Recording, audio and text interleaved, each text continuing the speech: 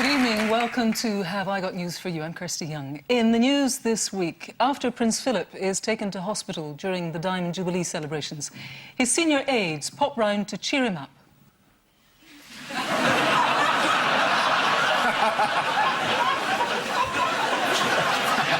In Westminster, as ministers are told to carry out yet another stringent round of redundancies, George Osborne is greeted by the few remaining staff in his private office.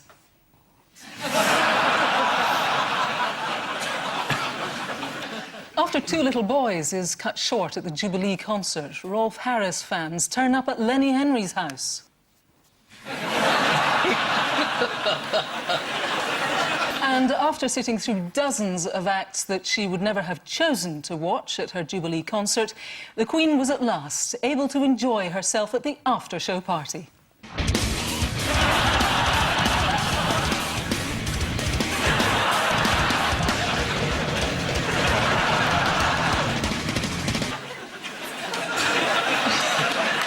On Ian's team tonight is a comedian who says he can't remember what he did from the age of 18 to 26. So, on drugs then. Please welcome Greg Davies.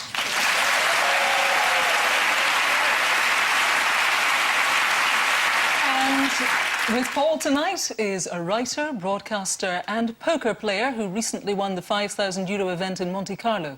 Of course, that was way back in April when the euro was actually worth something. Please welcome Victoria Coren.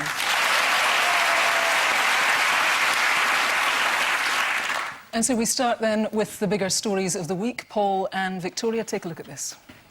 Oh, yes, this is the obviously the magnificent sight on the Thames, the flotilla. This is people enjoying themselves. That's the royal family enjoying themselves. And that's what horses used to look like 60 years ago, when we didn't have horses after the war. And that's what we've got now. So it's a jubilee, I think. Yes, this is not the hardest question we've ever been asked. I managed to catch quite a heartwarming moment about halfway through when the Queen almost smiled. I have a feeling she was there thinking, I've been given someone else's day out by mistake. This is an 86-year-old lady monarch. They've given her a boat trip and a pop concert. Why not bungee jump on a PlayStation? This is the four-day celebration of the Queen's Jubilee. Let's start then with that flotilla. It was inspired by the 18th century Canaletto, which was painted for the Lord Mayor's Day. I mean, he's got to be quick, because some of those boats are moving quite rapid, you know. Let's take a look at the flotilla. That's not fair. There were more boats than Yeah, and that's the leading boat, honestly. Was anybody there? Did you go along? I was there. Were you? Yeah, I thought it was fantastic, actually. With the greatest respect, Ian, could you see through the crowds?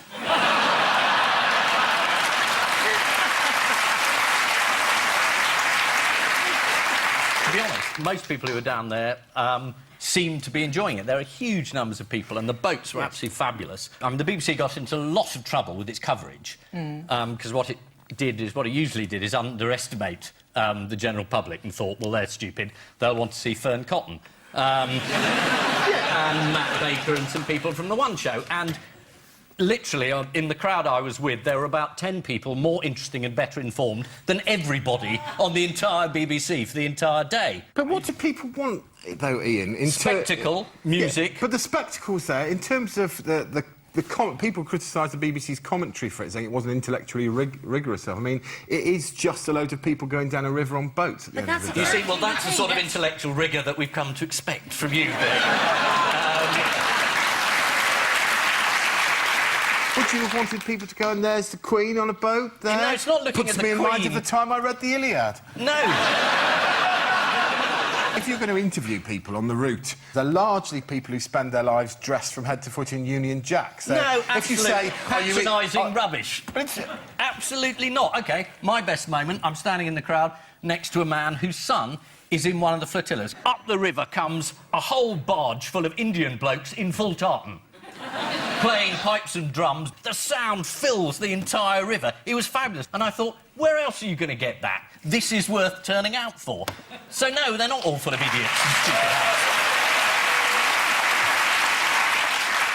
Will you concede there were some idiots? Yeah. Well, yes. It does put people into some extraordinary postures when they, very early on in the broadcast, they referred to the Thames as a noble river. I don't know if it is a noble river, really. I don't know if rivers can be noble. I mean, I used to live near the Thames, and admittedly, we'd get a jar full of Thames water and put it on the mantelpiece just to see what nobility looked like. It looks a bit muddy.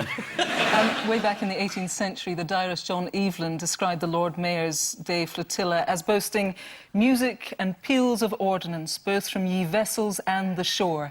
This time around, we got John Barrowman. There he is, putting the camp in campanology. Now... You sure that's not a mass suicide attempt? It's John Barrowman. I know! Who was it that remained sodden but unbowed throughout the flotilla? Well, Prince Philip, surely. Yeah. I mean, he's... I don't think he was sodden. The guy... Yeah, but he's 91. He's been doing this for decades. He's so bored he's had to feign a bladder infection to get out of here and share. He joined in the dancing hall. We thought he did. It turned out he just really badly needed the toilet. Let's take a quick look at Sky News. This is how they covered the final stages of the pageant. 1,000 boats have travelled 7.5 miles down the River Thames to mark the Diamond Jubilee. Meanwhile, over on the BBC, Tess Daly's being knighted by a transvestite. Hello? Name? Tess Daly? And I believe I'm knighting you for services to working in the rain. That's right, yes. Do you know what, Ian? I'm beginning to see your point. Yeah. To be fair on the BBC, though, it is endemic across all of television. They just make it as though everyone's so stupid, and they're not making it for themselves. They do it for this sort of imaginary idiot. And it's infuriating, and it's not just BBC, it's not just that programme, it's all of them! Stephen Fry, he pointed out mistakes such as one presenter calling the Queen Her Royal Highness instead of Her Majesty. He asked, has the BBC presented a more mind-numbingly tedious programme? QI? QI is a brilliant programme, isn't it? That's one of the few that isn't for morons. It's practically the only one. Like, you can't even risk making jokes about QI because it's practically the last programme where they imagine the viewer might be able to spell. What did the BBC admit to? This is a classic phrase. Trying too hard. It agreed that it didn't own the tone of the flotilla. Own the tone. According to The Independent, as the Spirit of Chartwell ferried the Queen between the raised halves of Tower Bridge, the BBC cut instead to HMS Belfast, where Fern Cotton was talking loudly to war veterans.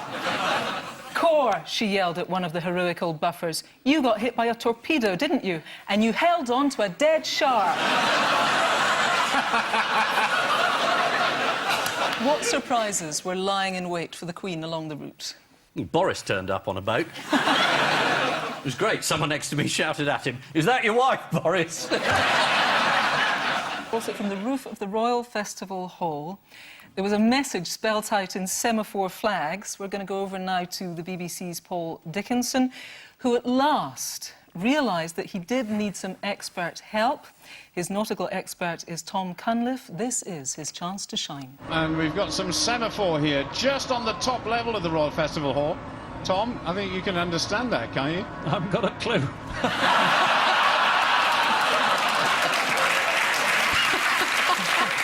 And Lord Prescott got his oar in as well this week. What was he complaining about? Oh, there was apparently there were some people who were employed as security or something like that, and they actually had to sleep overnight underneath London Bridge. Yeah, there were 30 job seekers now, yes. but people who weren't being paid, and then there were another 50 apprentices who were getting paid, I think it was £2.80 an hour, and they were bussed in to help, and then the bus dropped them off too early. They were left at 3 a.m. to sleep under a bridge. And they got a poncho, I think, to keep. Yeah, they got a free poncho and hypothermia. Yeah. To be honest with you, I don't want to trivialise it, though, but I think it's high time that we started having people live under bridges again. The goat population in London has got out of control lately. And that's my understanding of the government's scheming. No, I think that's right, and I'm glad you didn't trivialise it. Meanwhile, how did the Queen get maximum enjoyment out of the Jubilee concert? She had her earplugs in. She did. She gets nervous around fireworks. Now, the fireworks were the good bit. That was incredible. Madness singing on top of the house. What I loved about that is while Madness was singing Our House, they were projecting images of small terrace houses and blocks of flats onto Buckingham Palace, which I think is almost taunting the poor, isn't it? This is what you live in. This is what we live in. I've imagined that there was a meeting before the concert where I imagine Gary Barlow was chairing it, where they talked about how they were going to capture the spirit of Britain. And then halfway through, one member of the panel, in my mind, just had a nervous breakdown and went, yeah, and maybe we could have the Jamaican singer Grace Jones hula hooping.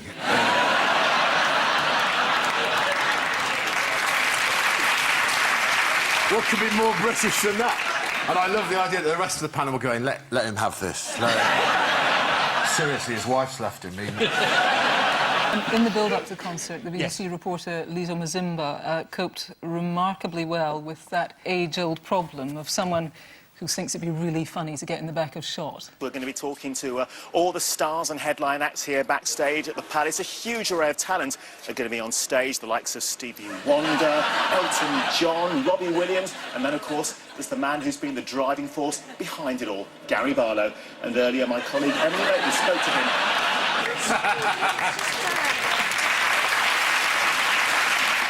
There was a small group of Republicans. They staged a protest on the banks of the Thames. Let's take a look at some monarchists, some more monarchists. And meanwhile, what did Sally Bercow do before attending the Thanksgiving service at St Paul's Cathedral the next day? What did she do? Oh, she tweeted, saying, "Isn't the Jubilee a load of rubbish?" I didn't read the tweet. Did you, Victoria? Ridiculous monarchists. I'm going with no pants on, hashtag speak.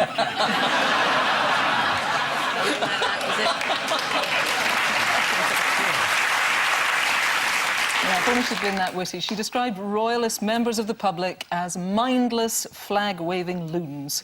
And how did the celebrations end? Fireworks, lighting of beacons, all that sort of stuff. Let's enjoy that moment then, just after the celebratory volley of gunfire.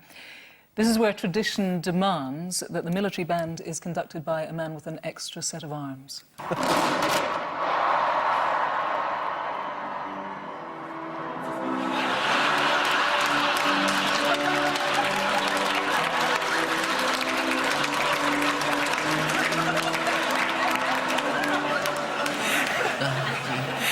And finally, let's end this on a rousing rendition of the national anthem from Charles and Camilla. This was during their visit to a street party in Piccadilly. Note to Charles and Camilla, it does have more than one verse.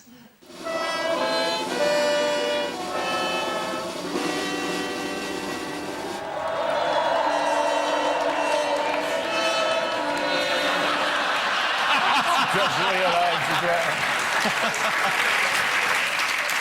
Not his favourite lyric, I imagine. Yes, it's been a triumphant weekend for the royal family. At the concert, Paul McCartney said, "I hope Prince Philip is OK. We have got our fingers crossed." Unlike Philip, who had his legs crossed for 4 hours, which caused the problem in the first place. The Duchess of York wore the perfect outfit for the occasion, a dressing gown and slippers, as she watched it on the sofa. Ian and Greg, take a look at this. Baroness Warzy, Spice.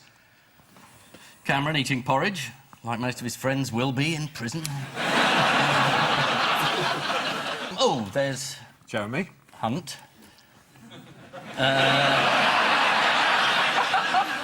Jeremy Hunt does an amazing line in sort of startled deer impressions.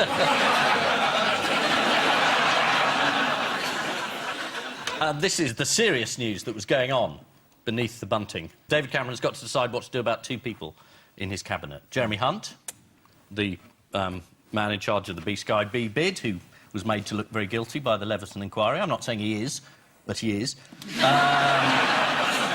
Guilty of what, exactly? Not having a quasi-judicial frame of mind. He didn't know what it meant. No. Certainly, he's got to decide whether to refer him to the parliamentary commissioner But he has referred Baroness Warzy. Right. She's referred herself to the Parliamentary Standards Committee. She's referred herself to the sleaze watchdog. Yeah. It sounds so filthy. Yeah. It's an odd procedure, isn't it? I want to know if I'm guilty of anything bad, because if I've been up to no good, I want to be the first to know. Yeah, So do you think she's guilty, then? Well, Baroness Warzy, well, she did go abroad on a state visit with a relative who she's in the business with. Oh, he's a relative as well as being a... Apparently, yes. Oh, but come on. David Cameron complained about that. This is a man who travels with his favourite 50 arms dealers. She's gone with this chap... You know, they run a spice company or something. She's trading in nutmeg. That's my kind of corruption. Yeah. It's nice. She was staying at a friend's house and claiming the £165.50, which you said she was passing on to him, and he confirmed it, didn't he, in a statement saying, yes, I can confirm that I charged an amount that would cover my inconvenience for being there, which intrigues me, and the extra expense of having someone in a room for a night, £165.50. I can only deduce that Baroness Warzy was operating an industrial lathe in the room. Baroness Warzy has opened herself up to the aforementioned sleaze probe from the... That was beneath you. It's not beneath... No. What's been happening in the Eurozone this week? Well, it's more of the same, isn't it?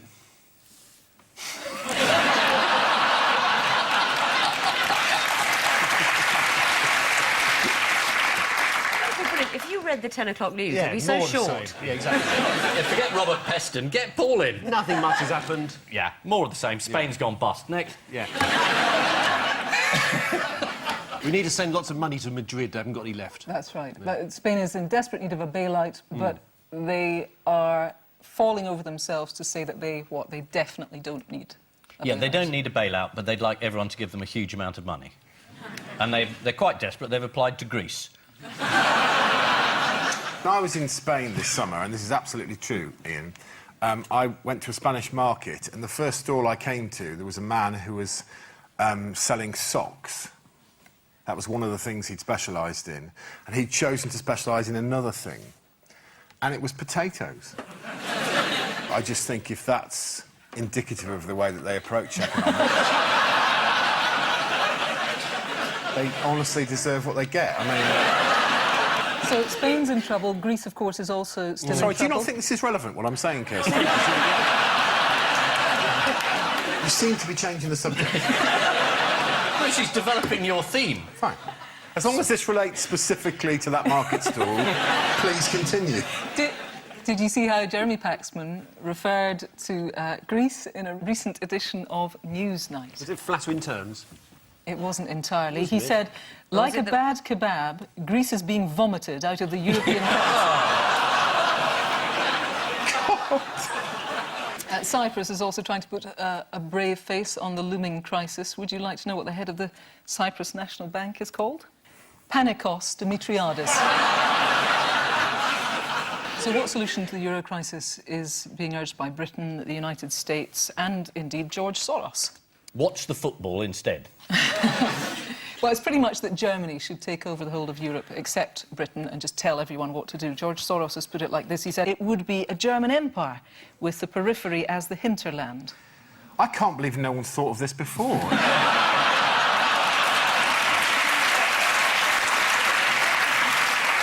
I mean, it's perfect, isn't it? They must have been high-fiving each other in that meeting.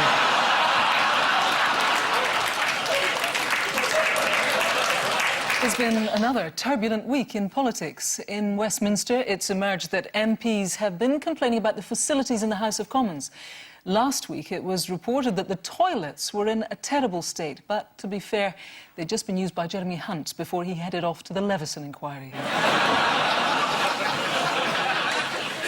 Also this week, Spain was dragged deeper and deeper into the Eurozone crisis. George Osborne was called away from Jubilee celebrations to speak to the Spanish finance minister in an emergency conference call. He realised something was wrong when Spain asked if they could reverse the charges. On Newsnight, Jeremy Paxman offended the Greek finance minister, Georgios Papakonstantinou, by referring to the Greek economy as a bad kebab. The Greek finance minister was so furious at the stereotyping that he smashed all his plates in disgust and danced sideways out of the studio.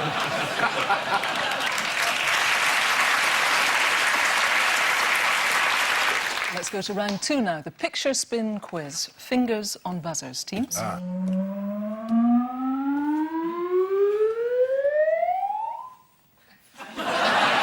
the new Archbishop of Canterbury? Let me give you a clue. That's Rabsy Nesbitt. He's from Glasgow. Yes. He's not known for his charm. Right. But Glasgow people are charming. It's a counterintuitive poll. They're delightful. Not quite. They're not delightful. Oh, no, you're going to tell me people in Paris are rude soon. Is this not to do with Ken Loach? He complained about that he couldn't get the right rating for his film because it had too many swear words in it. But he said, well, that's just how everyone speaks in Glasgow. Which I'm sure can't be right. No, that's right, they do. The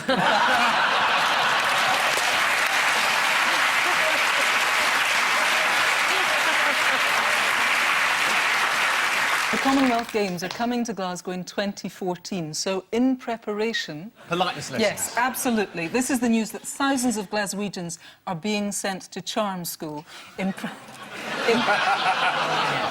preparation for the 2014 Commonwealth Games. Around about 10,000 service industry workers will be offered a one-day course at which they will be taught to speak... I love that. When a woman walks past, don't shout, get your tits out. It's get your tits out. And that... Whose principles do you think these charm schools are based on? Is it British Telecom? No, it's Walt Disney. To be fair about Walt Disney, I mean, he was a Nazi sympathiser, but he was so polite. Yeah. I do have, remarkably, a Scottish Walt Disney joke. Oh, good. What's the difference between Walt Disney and Bing Crosby? I don't know. Bing sings, I'm Walt Disney.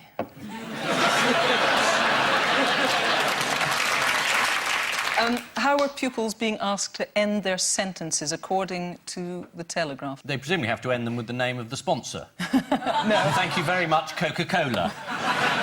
They're being asked to end their sentences with a US-style, enjoy the rest of the day. To which the correct reply is, I'm so sorry, I've made other plans.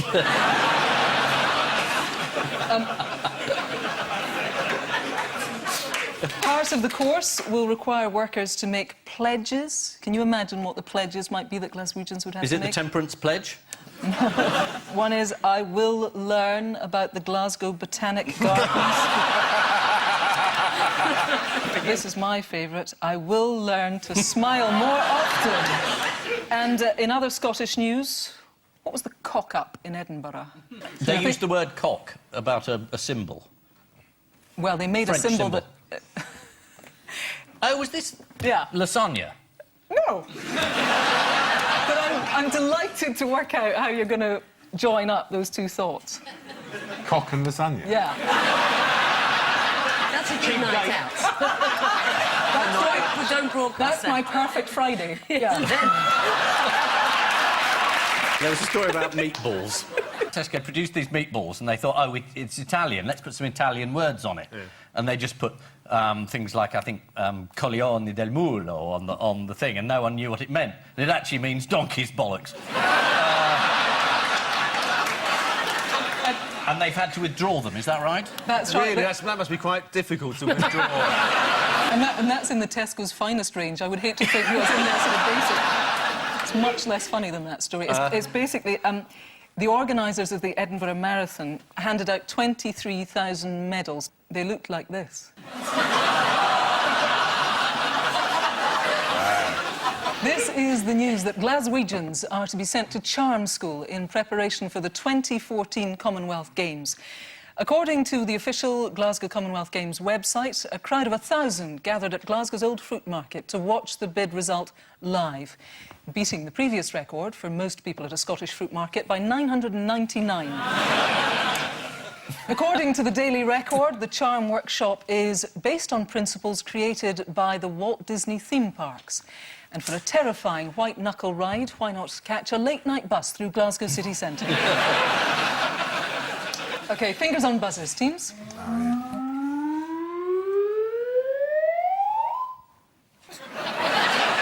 It's a pig. It's a That much salivating. we can tell. OK. This is the pig that learnt French. No. No. I'd be surprised if it was. I've just made it up. Bonjour, I am a pig. It's something to do with Euro 2012. This is pigs playing centre-half. A number of injuries. It's not to do with football at all. Yes, it is to do with food. That was the clue I gave you. It is Oh, to I do with Pig is the national animal of the Ukraine. It is a Ukrainian pig. It's Yeah. also a psychic pig. Psychic pig! And it's named Fun-Tik, and it's been unveiled as the successor to Paul the Octopus. Exactly. Ah, football, my special subject. You should have said. And it's going to predict the Euro 2012 results. Can anyone imagine how the pig is going to make its predictions? Just hold on a second. OK, it's not going to predict the 2012 results. Well, it is. It's not. It might be wrong. But It make it a is gonna prediction. It might be a predict wrong prediction. It can't make a prediction. It's a pit. It can stand on a Pigs- square pigs are that a very person can say... Yeah, well, pigs are very intelligent. I'm sure it's not just going to stand on a square. It's about sort of mime, a little bit charade. According to a Ukrainian news source, ahead of each game, Fun-Tik, the psychic Ukrainian pig, Yeah. It's not psychic. is going to be... You're being very down on this pig. No, he's going to eat from one of 2 plates of food, each marked with the national flags of the team playing. He's not going to like the Danish one, is he, when it comes to that? In slightly less important football news, Ian, Rio Ferdinand is furious about his omission from the England squad. Why is I'm not that? surprised. Yes. He was furious. I was gutted. Well, you love his defensive work, don't you? Yeah. Why is he furious? Well, it's the belief that he's been left out of the England squad not because of footballing reasons, but because John Terry will be standing trial for racially abusing his brother. Possibly. That's what he's charged with, anyway. Yeah. But isn't it worth not going to these countries anyway? Because aren't they full of lunatic right-wingers? I'm not sure that all people who play on the right wing are necessarily lunatics.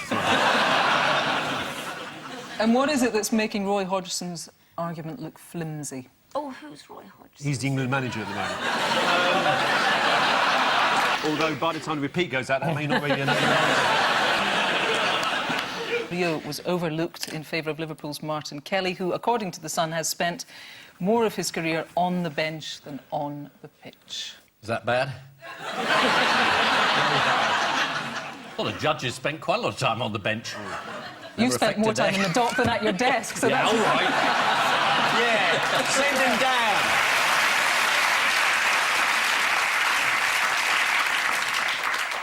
This is a psychic pig who's going to... Not a psychic. I don't think we can properly judge how psychic is until we see some of its predictions. We can. Well, suppose it gets the first 6 matches right. Then what? Where's your no psychic pig stance then? What if he channeled the spirit of Elvis Presley? Oh, one of us was... But if the pig did correctly predict the future, would you accept it was a psychic pig? Is it just me? All right, OK, go on then, carry on. The psychic pig. Thanks. This is a psychic pig who's going to predict the outcome of the matches in the European Football Championship. It's the first porky psychic to hit the headlines since Russell Grant was fired out of a cannon. England fans have been warned by police in Poland that if they misbehave, they will face a high-tech sonic cannon that makes victims wet themselves. Whereupon a frustrated Prince Philip phoned the Polish police to ask if he could borrow it. Right, fingers on buzzers, teams.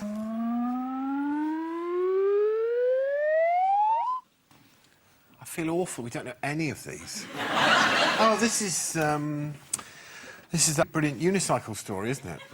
It's not even a unicycle. I can't even tell you anything about the story from looking at a picture.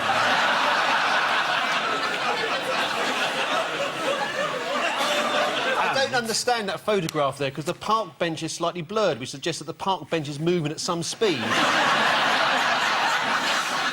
He's a postman. Yes. Is he? Yes, and it's the... Sort of. It's the penny farthing post.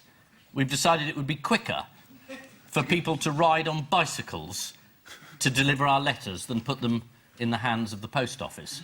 So he's offering his own service? He is. In a village? Oh. Yes. I've just made that up, but it's true.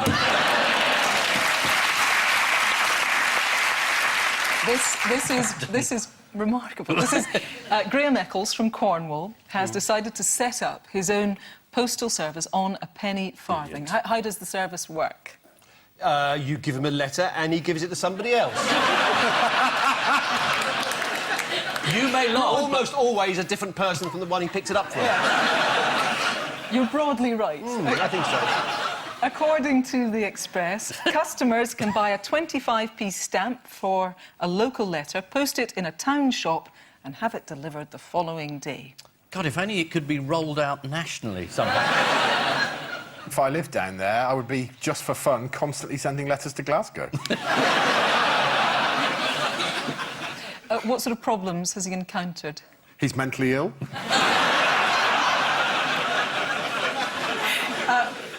Graham says, I've had trouble finding addresses, being barked at by dogs and been buffeted by hailstones, getting soaked to the bone is starting to get a bit tedious, and I need a new back wheel. Just pack it in, Graham, I would say. I could have told him all that was going to happen, but then I have got a psychic pig. Did you really just get the story about that man? Yeah, it's sort of a good idea. It's amazing. Looks like Ian's psychic, Victoria. You know who's going to win the Uruguay? The Uruguay? Ian, when you dip your toes into popular culture, you end up talking bollocks every time. This is Graham Eccles, who has started his own penny farthing postal service in Cornwall. Graham's keen to preserve the traditions of the old-fashioned postal service. Bet he still uses a kettle to steam open the envelopes that might have cash in them. Time now for the odd one out round. Ian and Greg, your four are Gordon Brown, Wallace, Aaron Barnard and Geoffrey Howe. Is it they all wear the wrong trousers? It is about trousers. Was there a Geoffrey Howe story about trousers years ago? Oh, he left them on a train? Yes, that's right. And, The ones he was wearing? Yes, it was never fully explained. I mean, I don't know the guy with the underpants. Maybe he's the odd one out because everybody else has involved trousers and he's involved pants. Yeah, you're right. Am I? Yeah.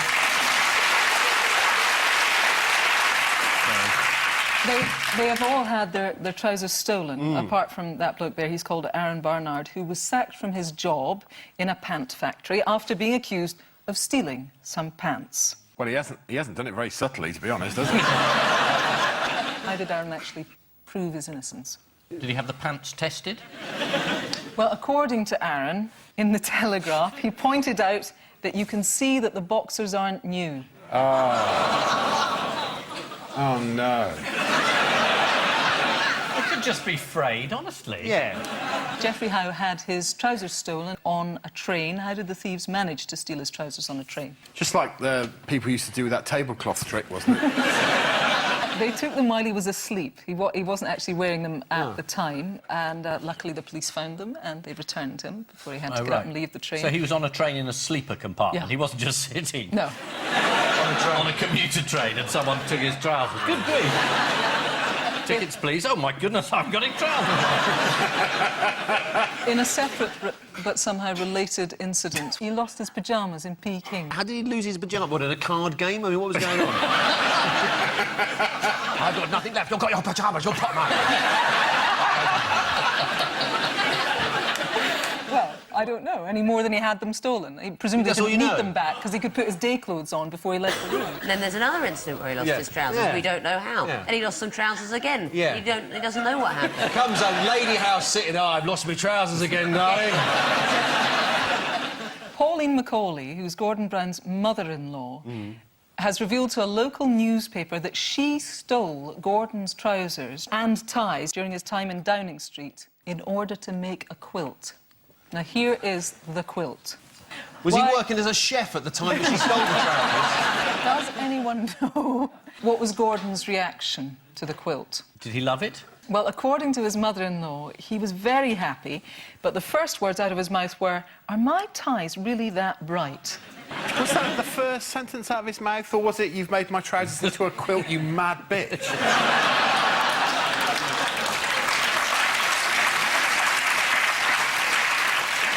Whilst making the quilt, Gordon Brown's mother-in-law said, "I'd take a bit of fabric from his trousers. I just don't think he had the time to notice what I was doing." No, he was too busy wondering where that draft was coming from. Paul and Victoria, here's yours. Flight ZB532, 2 eggs, Bruce Campbell's house, and Orville the cat. Now, I recognise that cat. Do you? I saw that story. It's not alive, the cat. I think, I mean, I'm going to sound bizarre if this isn't the story, but a cat got run over and its owner had it stuffed and made into a helicopter. It's hard to tell looking at the picture whether that means he really loved the cat or really hated it. So sorry, Victoria, you're happy to accept that there's a remote-controlled flying cat? Well, a psychic pig's a bit of a stretch for you, is it? Now, that bloke there, Bruce Campbell, obviously that looks like he's sort of... That's his house. It looks like the interior of a plane. The 2 eggs don't fly. They're the odd one out. Everybody else flies. I'd guess that the plane is the thing Yes. that doesn't... The plane doesn't fly. You're right. Oh, well done.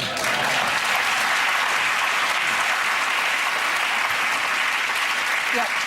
They've all successfully flown, apart from flight ZB532 that was on May 31st, which had to land prematurely after a passenger set another passenger's hair on fire.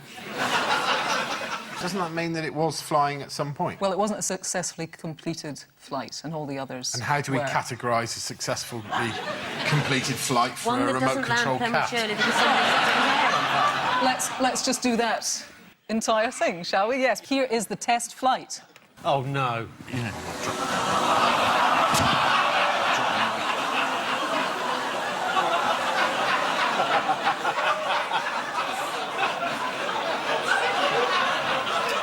Can you assure us no cats were harmed during the making of this? So, the eggs. What's a successful flight for an egg? Well, pupils from a school in Cambridge have won a trip to NASA by successfully launching 2 raw eggs 800 feet up into the air and ensuring that they returned to Earth intact. Have you got any footage of the eggs? I don't think we do. No, I don't think we do have OK, footage. so you're prepared to believe in a psychic pig, but you won't believe that the eggs flew into the air without... Don't look at me! Of course I don't believe in a psychic pig. A pig told me you would say that. Yeah. Bruce Campbell has a house that used to fly because it is actually a 727 passenger jet. After a night out, Bruce sometimes takes girlfriends back to his plane, where 1 or 2 have joined the Meter High Club. Time now for the Missing Words round, which this week features as its guest publication Button Lines, the journal of the British Button Society. And we start with Homer at war with his wife after what? After she sells his pre-war button collection to the RSPCA in Lewisham. It is button related. Of course it is. Yes. She goes out and buys 15,000 zips. The answer is emptying her CD cases in order to use them to store his button collection. This is from the Journal of the British Button Society, which laments the fact that 50 members did not renew their subscriptions last year. Now, there is a technical term for this in the button world. It's known as coming to your senses. Next, former MP fails in a bid to become what? Professional wrestler. Yes, the answer is a professional wrestler. This is former MP Lembit Opik. Here he is in action. Now, Lembit hasn't been in a hold like that since Sean Lloyd found out about that cheeky girl. Next, most button collectors have what along the way? Dementia. Is it flirted with Velcro?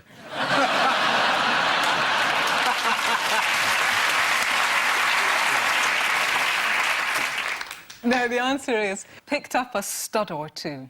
Next, people find it difficult to get rid of their grandmother's what? Buttons. Teeth. Body. Is it hold on the throne? Very nice. The answer is tin of buttons. This was from an article in the Button Journal by Nina, a new collector who's writing a book about buttons and asks for people to reveal their button anecdotes, and saying she will respect any desire for privacy. Ah, yes, how many of us have button anecdotes that we will only share if our names are kept out of it? And finally, what is harder to quit than smoking? Oh, nothing.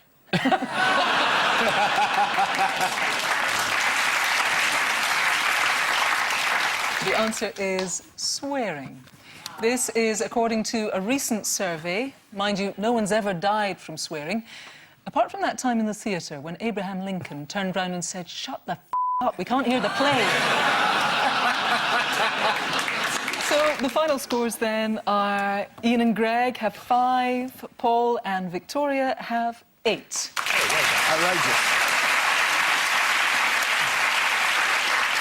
On which note, we say thank you to our panellists, Ian Hislop and Greg Davies, Paul Merton and Victoria Coren, and I leave you with news that the BBC denies claims that budget cuts will affect the new series of Doctor Who.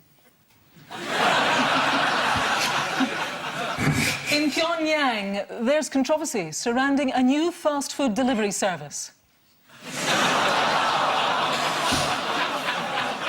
And during the concert at the Palace, an opportunistic thief rifles through Cheryl Cole's handbag. Good night.